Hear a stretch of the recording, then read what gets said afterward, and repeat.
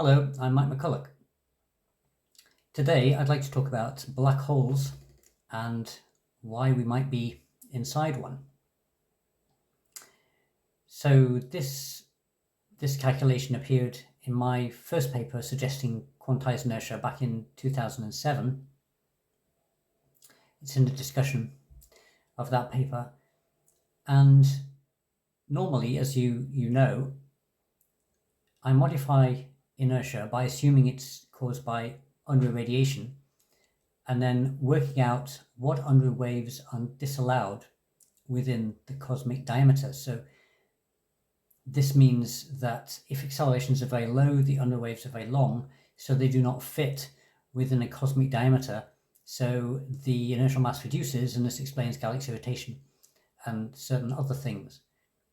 So that's unruh radiation, but there's another kind of very similar radiation, Hawking radiation, the radiation emitted by a black hole.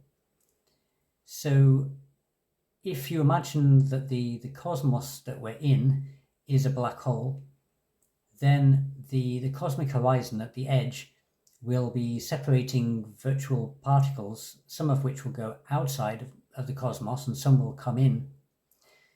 But the idea is that we have to make it so that the Hawking radiation that comes in from the edge can fit within the cosmos.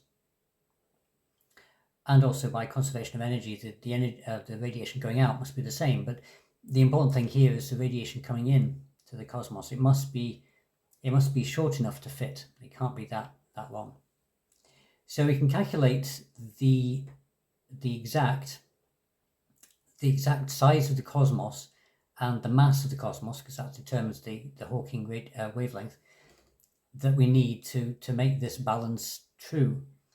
So we can start with the Hawking's formula for the temperature of a black hole, which is shown here.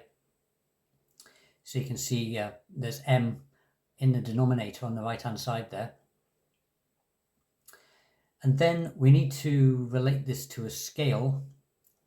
So because we want to connect the mass of the cosmos with the size of it. So here we can use Wien's law. So T is hc beta over k times lambda, where lambda is the wavelength of the radiation, T is the temperature, h is Planck's constant, c is the speed of light, beta is 0.2, and that comes from the derivation of Wien's law, and k is Boltzmann's constant.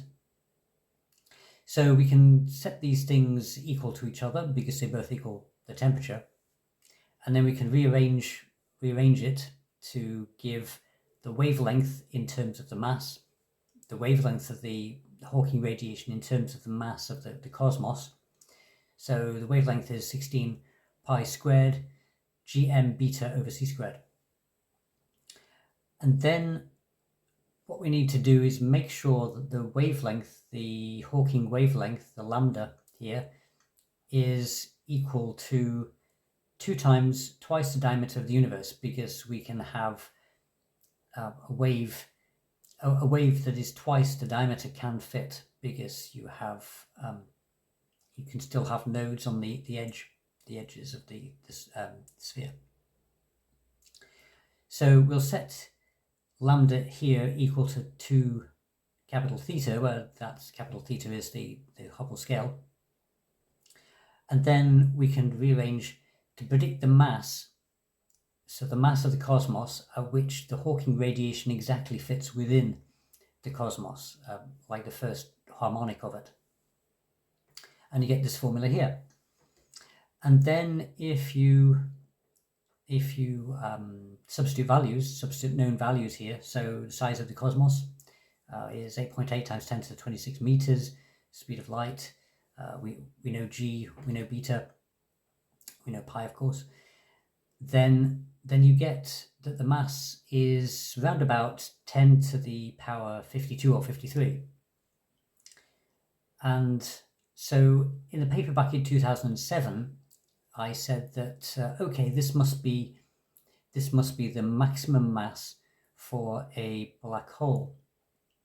And I didn't realize it at the time, but I realized some years later that that this mass, 10 to the 53 kilograms or close to that, is actually the mass of the observable universe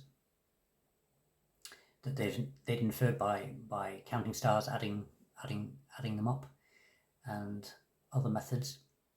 So this actually predicts the mass of the universe, which is interesting and seems to suggest this is nicely coherent.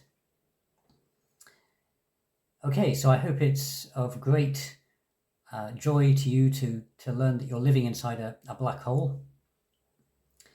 And I hope you've enjoyed this short, and I look forward to speaking to you next time. Goodbye.